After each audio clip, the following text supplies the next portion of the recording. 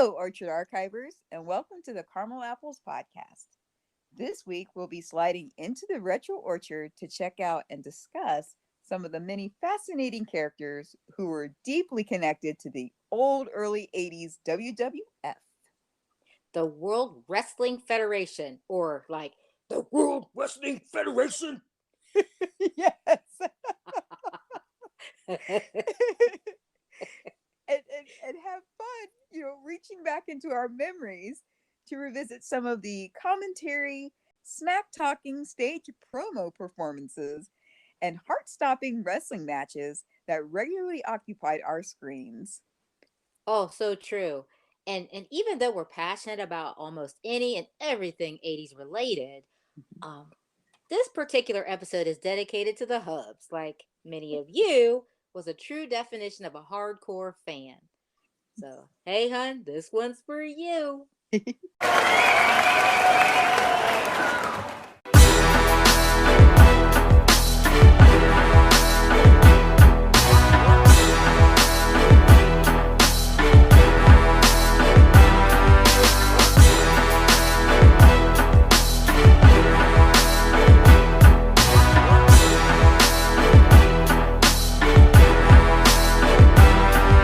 Are you ready to look into this week's most interesting retro topic, Cooper?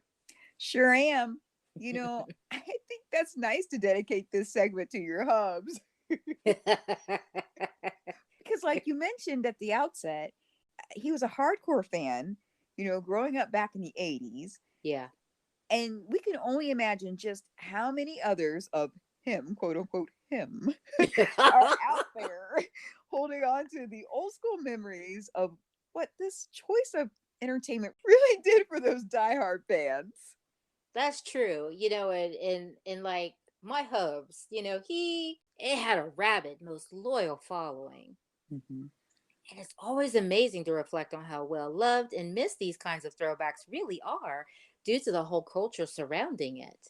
Sure. So it was pointed, loyal, and contributed greatly to the beast it became.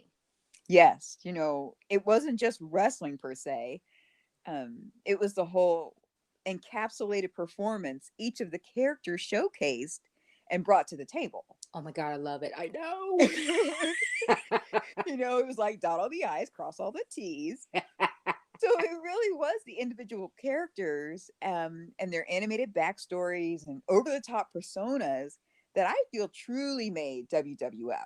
Yeah. And, the cult following it engendered back then.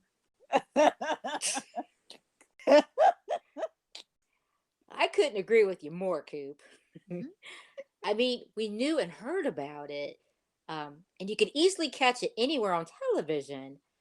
I believe that the hub said it was a Saturday type thing. It was huge on Saturdays. Mhm. Mhm. So this made a lot of sense back then because although there was no doubt a wide range of fans, as we already stated, that was drawn to the WWF entity, I do think the target and true draw for their audience was young, impressionable males. Yes. So, real quick on the whole Saturday afternoon thing, like the hub, see, I was kind of asking him about his experience for, his memories of WWF. And he was saying that, yeah, cartoons would be on Saturday morning, the whole get my cereal and, enjoying cartoons and whatever. And then Uh-huh. they go outside and they play for a little bit after the good cartoons went off. Mhm. And then he, head back inside him and his buddies, and they would sit there and watch for hours this WWF. Like that was their afternoon. Ah, okay. Okay. Yeah. And then he said that they would watch the different moves and the smack talking, and then they go outside, him and his friends, and then they practice on each other. The moms had to love that. Yeah. Another bloody nose, another dislocated arm. Gotta love it, huh, Coop? Yes. Oh my goodness. Well, it's awesome that you were able to get his perspective of it, not something that he was just remembering from someone else. He was actually a fan, and Yeah. that's Yeah. that's what we like to showcase, what people Yeah. Yeah. actually experienced during that time. I agree, and I appreciate that because it's nice to hear other perspectives. You walk in your shoes, you know Yeah. what you like and what you remember. Yeah. but we're all walking stories. So it's nice, even with nostalgia as the subject. What is this person about? What do you like? What do you remember? Absolutely. I couldn't have said it better myself there, Kenneth. I That's caramel on the apple. Well, now you got to add the nuts.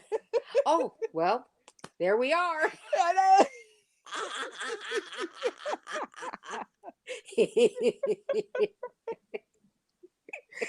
So again, it was very noteworthy. Much like everything else back then, that the individual characters and their personalities were really crisp and clear, which gave nice banter and trash talking, directed to the opponent. Oh, They do this backstage at an arena somewhere, talking big about what they were going to do to each other, pointing those fingers and spitting each other's faces. Ooh, COVID. And just gearing up for the anticipated match coming up that afternoon. oh my goodness, they were nuts. Yes, yes. So to top it off, though, you just imagine after they get together somewhere and then they have a spot of tea. That's right. Have that little BBB moment. Yeah. but when we were younger and saw the tension building though as they trash talked, Yeah. you were just all wide-eyed and concerned as if they were serious. So their scenarios were so real like and lifelike. Sometimes we actually forgot, or it was hard to even decipher if they were faking it. Faking it? What do you mean? You mean it wasn't real? What? This was all scripted? Oh my Uh oh, we burst at Coop's bubble today. But this is like prime entertainment. Yes. I don't know. It's like, I know it sounds like, being a little over the top about it, but they were. I mean, it's like, describing it is just what they performed. That's what they brought to the table when they performed. They owned it. Oh my goodness. I mean, they'll have you in tears. Like, okay, so this is not to upset any of their hardcore fans because they were into it. They're like, this is our thing. Right. We were kind of the lay people of it, like we Yeah. like it, but we weren't like fans like our hubbies were. No. Like, in fact, we were introduced to this much, much farther down the road than they enjoyed it. So, like, I saw it through, social media. You see a couple of videos and you're like, what is this? Yeah, yeah, yeah. And it was like, this is nuts. I like this. This is awesome. Because I like stupid, sarcastic, awful humor, ornery humor. Yes, yes. I'm like, how did I miss this? This is right up my alley. This is totally love it. I'm like, this is crazy. I'm totally late in the game. Right. But with this action, you can see them, like you said, spitting in each other's faces and pointing that finger while they're trash talking. Like you said, ew, COVID, but hey, this worked. But when you think of something like this happening now, in all seriousness, no, we have a disease, we have an ailment floating around the globe that can make people sick. So yes. Oh. It would just be on a whole nother level now.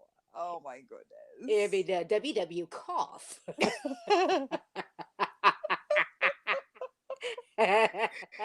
Wow. Talk about taking out your opponent. Exactly. You really could that way. Oh my goodness.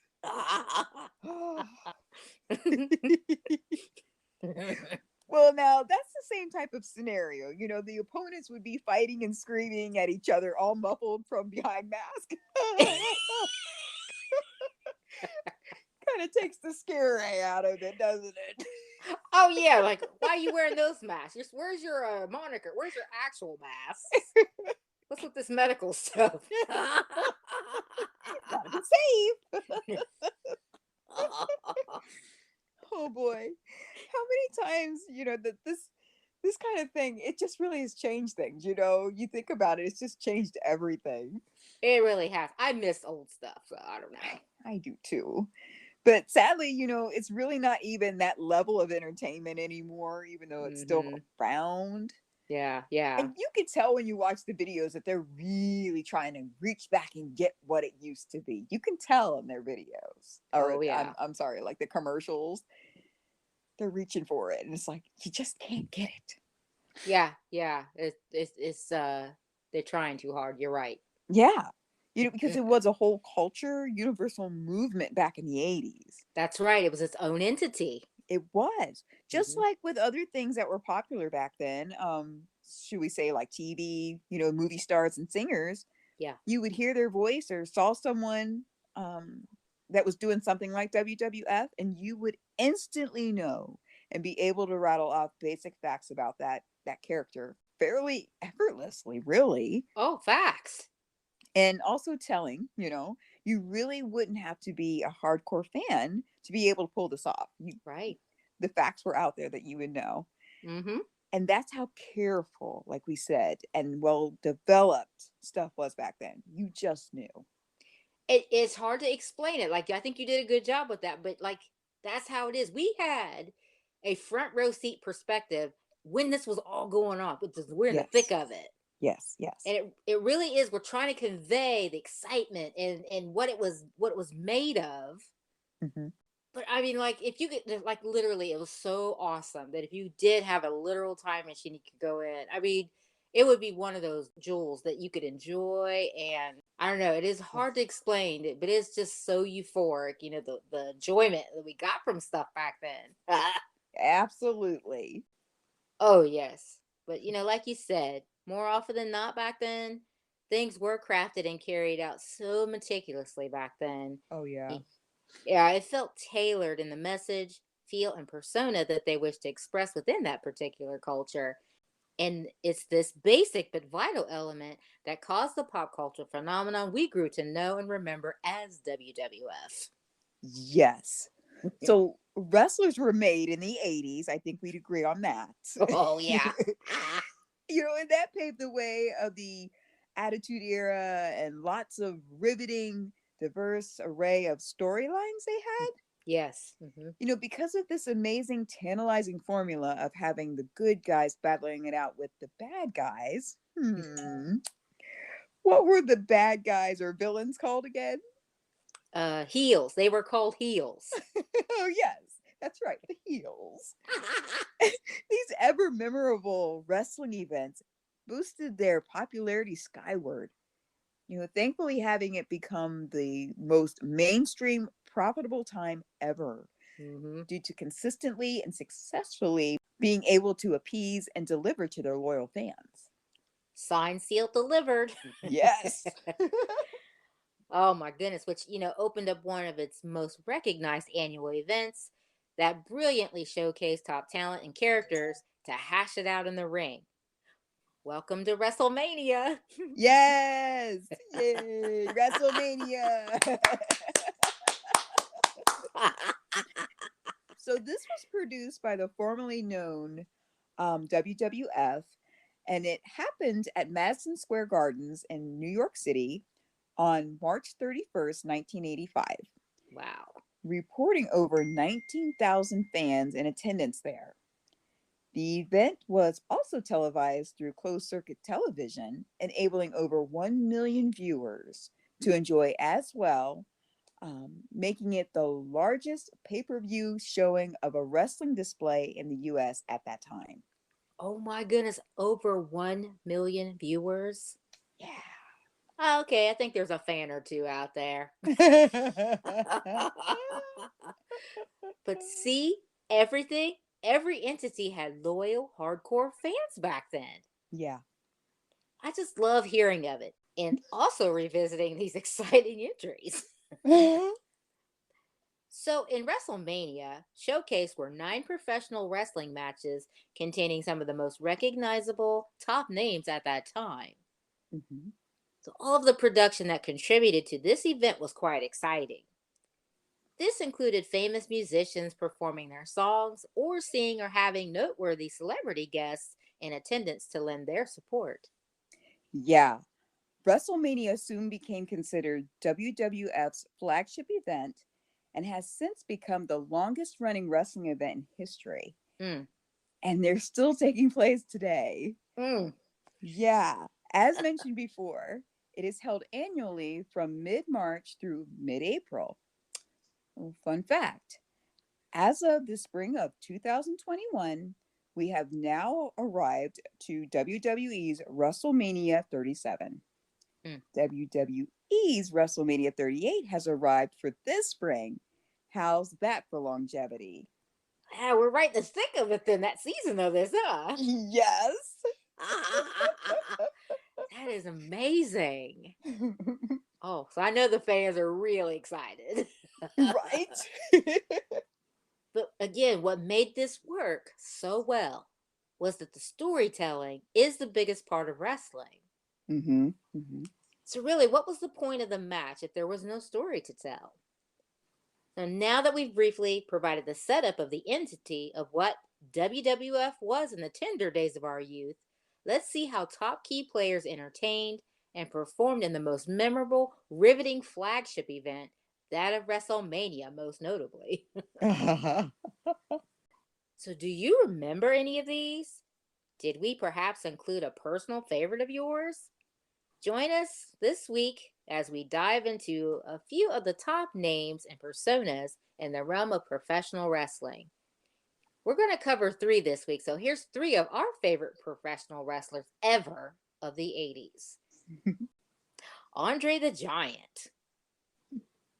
Better known by his ring name, Andre the Giant, he was a French professional wrestler and actor. Andre the Giant stood over, oh my goodness, 7 feet tall. What? Which to see it, you're like, oh my goodness. I mean, you can see him and you're like, yeah, that was a big guy, right? Yes, yes. But he was a big guy, 7 feet tall. But what is so interesting about his height was this was a result of gigantism, Mm. which was caused by an excessive growth hormone and later resulted in acromegaly. Andre the Giant was awe inspiring, standing at, for exact numbers, 7 foot 4 inches tall and weighing in at 540 pounds. Good grief. Yeah. So, because of this, get this, it also led him being called the eighth wonder of the world. No, boy, now that's some stats. Isn't it? I mean, It's only a list of 8. That's crazy. Yes, you got the Eiffel Tower and you got Andre the Giant.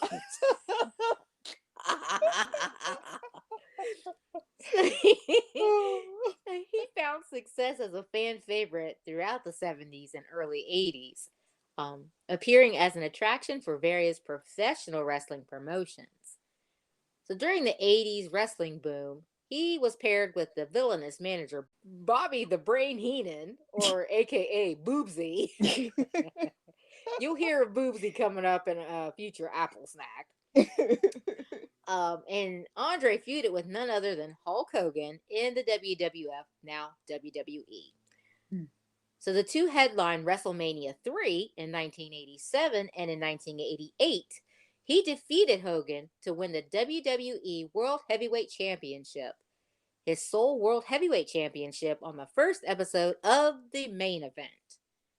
So he also held the WWF Tag Team Championship.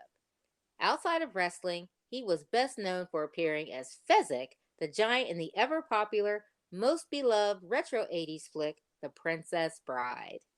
Ooh, yay!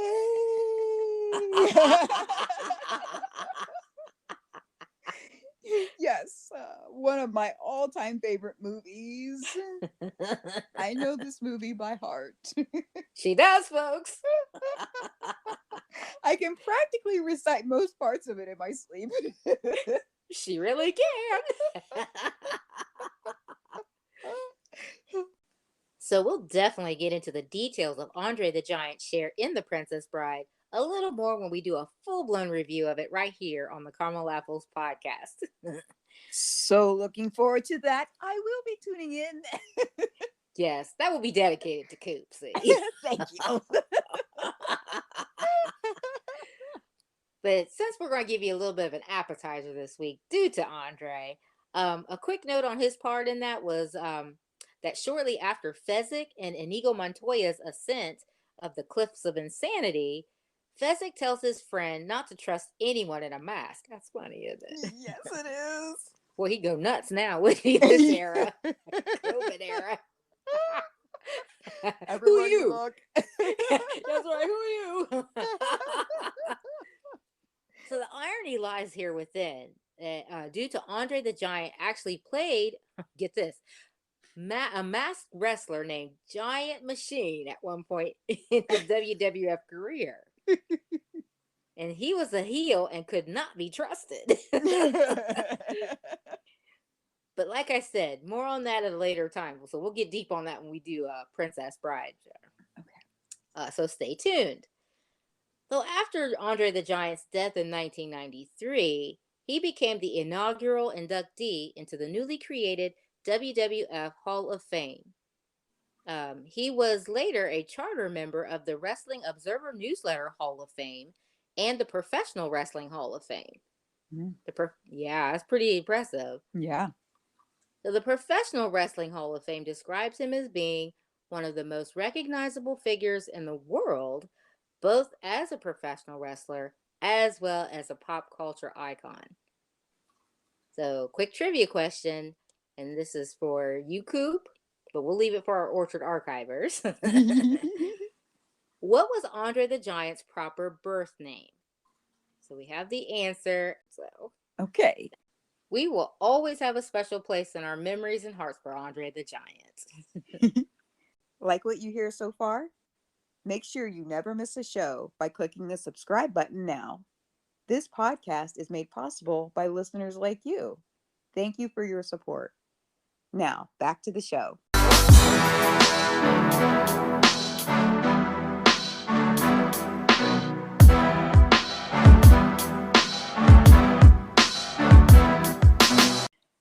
So the Iron Sheik, drum roll, he was next. Oh, this thing was a mess. So most and better known by his ring name, the Iron Sheik, he's an Iranian retired professional wrestler, amateur wrestler, and actor, and is the only Iranian champion in WWE history, having won the WWF World Heavyweight Championship in 1983.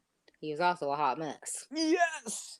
Coming off the Iranian hostage crisis, he is considered to be the greatest heel of all time. The most coveted title, no doubt. Yeah, I don't know about that, but he got it, didn't he? He got it. So then he's probably like, yes, it is, because I have it. So yes, it has to be good.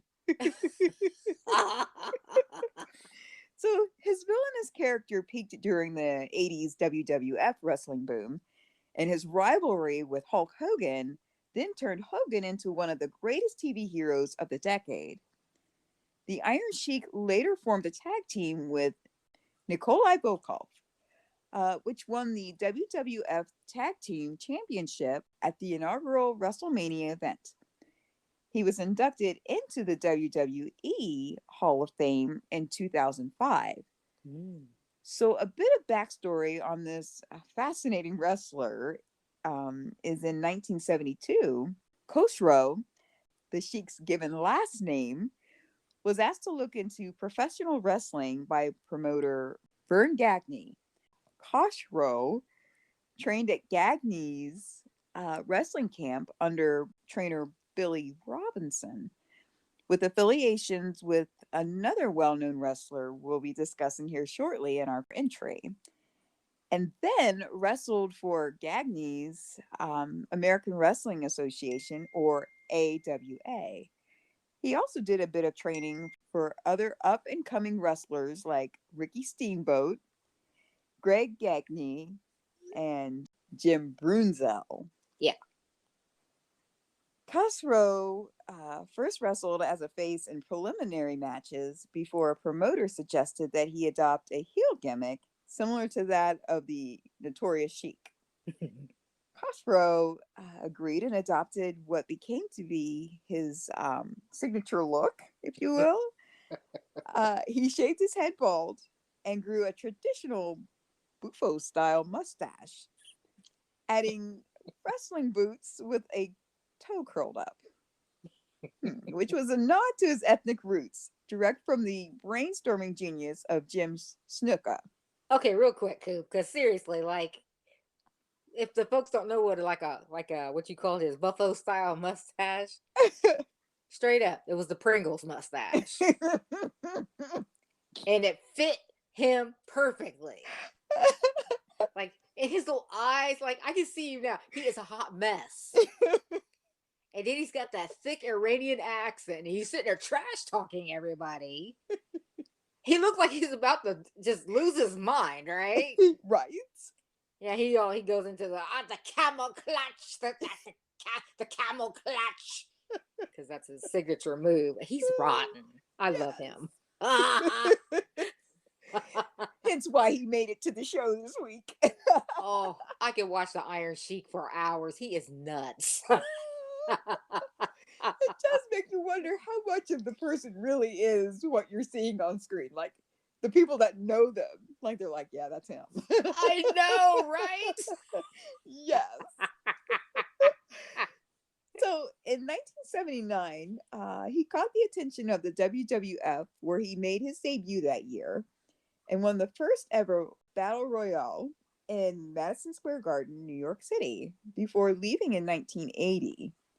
Check this out.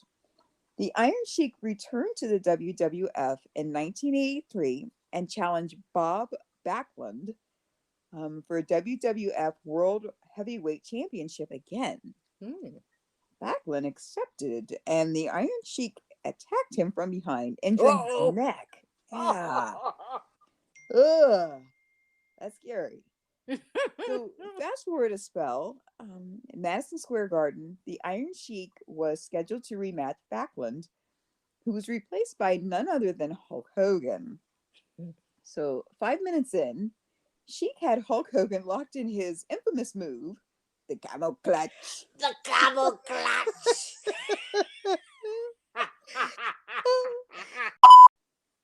Hulk Hogan powered to his feet with Sheik still on his back, rammed up backwards into the turnbuckles, and hit his atomic leg drop for both the pin and the championship. Oh my gosh. Yes. So this moment is generally considered the beginning of Hulkamania. Gotcha. Yeah. This is just the taste of what true mindless entertainment you'll find within the realm of the WWF.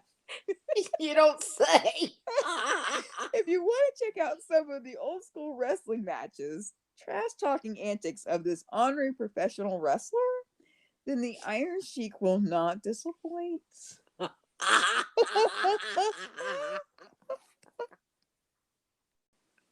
Mr. T. Mr. T. Well, Mr. T is a well-known actor and TV personality, retired bouncer, bodyguard, and professional wrestler. Yes. But he is most known for his roles as B.A. Baracus in the 80s hit television series The A-Team, and as a boxer, Clubber Lang, in the 1982 film Rocky III. So now I never knew what the backstory was of his infamous mohawk-like hairstyle. So learning this fun fact was quite refreshing. We love getting the deets. So spill the tea. Okay. Well, it definitely added to both his mystique and intimidation factor, which, in my humble opinion, was a nice touch. Mm-hmm. So, fun fact. While reading National Geographic, Mr. T first noticed the unusual hairstyle for which he is now famous on a Mandinka warrior.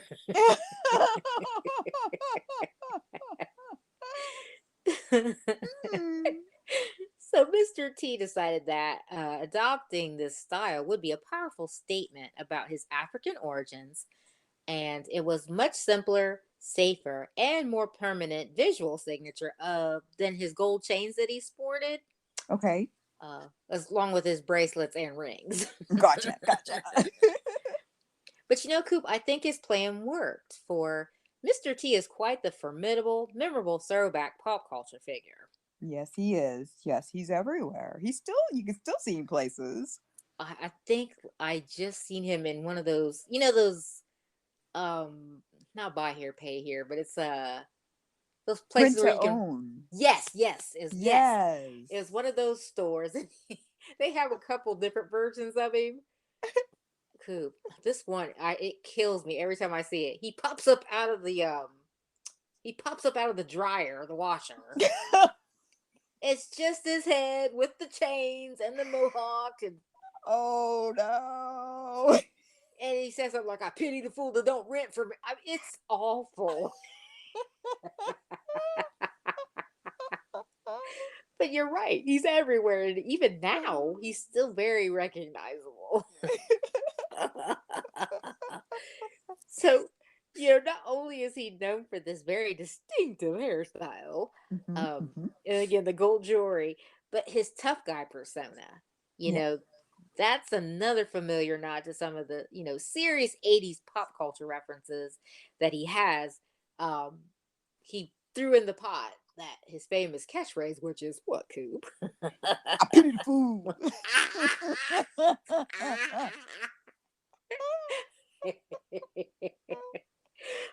Oh my gosh, that is great. That is great. But then we had mentioned his other, movie reference, his film reference was he was boxer Clubber Lang in Rocky 3. Hmm, hmm. So this stint for him was so successful that this very saying then turned into a solidified trademark used in slogans, titles, as well as being involved in numerous commercials. Because after all, this was back in the heyday of the 80s, and he did have his own breakfast cereal. Yeah. You've arrived if you have a cartoon or a breakfast cereal back then. Yes, you said it. Yeah. So, okay. So, like when we did our research, him saying, "I pity the fool," that was from, he said that in Rocky. So that's where it came from. And I think he used it in A Team and everything else. See, and if you would have asked me prior to this fun fact, I would have definitely thought that it was from the A Team. That would have been my Okay. guess. Yeah. Yeah. Cause that's really kind of, we weren't WWF fans when we were kids. We weren't allowed to watch it, but the A Team came on prime time. We did see that. That's where he Mhm. was. Right, So, right. so no harm, no foul. We're a little late in the game, but yeah, that's where we would have recognized him. Yeah, and he'd probably be like, just as long as you realize that I'm the one who said it. It's all I care about. We jest, but like if we want to really highlight how popular this did for him, how this made him shine. Mm, So Forbes, Forbes, when they talk about people's wealth, yeah. they describe Mr. T as one of the most enduring pitchmen in the business. What? Yeah, so Forbes has spoken. Ah. Yeah. But Mr. T is very humble. He's got that mean, tough guy persona, but he's very nice, humble guy. Okay. And Yeah. he said, about himself, he said, not really. He's not really an actor. He goes, "I'm a reactor. I'm a pitch man." So at his peak, Mr. T was earning a reported $5 million per year. Okay. Mr. T entered the world of professional wrestling in 1985, prime time for WWF. And he was Hulk Hogan's tag team partner at the WWF's WrestleMania 1. Wow. And he actually won it. Nice. Yeah. Hulk Hogan wrote in his autobiography that Mr. T saved the main event of WrestleMania 1 between them and Rowdy Roddy Piper, more on him in the future, as well as Mr. Wonderful, aka Paul Orndorff, because when he arrived, security would not let his entourage into the building. This is of Mr. T's entourage. Oh. Yeah, uh-huh. So Mr. T was ready to pass on the show until Hulk Hogan personally talked him out of leaving. So it was a real little kerfuffle, like they weren't going to let Mr. T and his entourage into the WrestleMania. Like, huh? Interesting. Mm-hmm. Yeah, Very so interesting. that wasn't part of the act. So Roddy Piper has said that he and other fellow wrestlers, they had disliked Mr. T, because he had crossed over and he was in the acting, getting into acting and all that. So um they accused him, they accused Mr. T of not paying his dues as a real wrestler. Oh, okay. Yeah. So there's a little bad blood there. It's just, all this, So I'm sure they appreciated they were able to do a smack talking and the trash talking, because they're like, I can get my anger out now at you. Right. And nobody be none the wiser. Right. Yeah. It just one led to the other, so it worked out perfectly for them. Yeah, yeah. So we got stage feuds as well as real feuds. Gotta love it. But Piper's great. More on him in future Apple Snack. So please stay tuned. You won't regret it. But remaining with the WWF, Mr. T become a WWF boxer in light of the success of his character in Rocky 3. So there you go. Something else opened up for him. Yes. So Mr. T participated in both WrestleMania 1 and 2 in the years of 1985 and 1986, respectively. So, fun fact, Mr. T often refers to himself in the third person. He also frequently talks in rhymes. I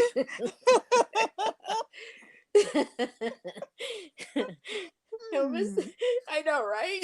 Yes. You can hear him doing it. Yes.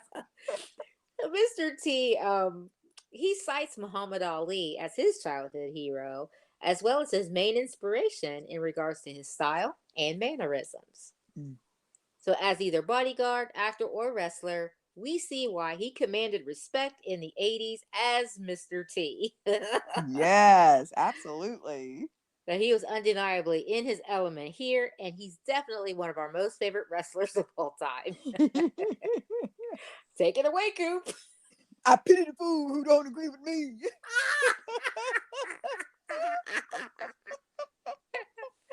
Oh, this has been awesome. This is great. Well, we're at the official end of both our episode this week and our season. But that's not all for our retro wrestling character heavies list. um, a spinoff on our season finale, we have a lot more to share with you on this. So check out our Apple Snacks that deep dive into some of your favorite retro heavies. So true that. Oh, well, okay, let me. It is our hope that fond retro memories were dialed up and that you enjoyed this thus far. As disappointing as it was, do you remember back in the 70s and 80s? At times, the end of certain shows, they would throw captions across the screen alerting the audience that their show was to be continued. Well, here it is again. To be continued.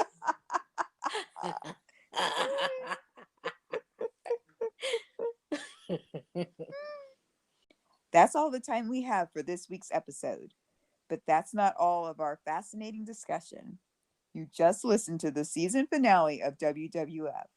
But join us again next week, same time, same place, to go over WWF WrestleMania Apple Snacks here in the Retro Orchard. Yay. See you next week. Bye, and thanks for listening. Bye.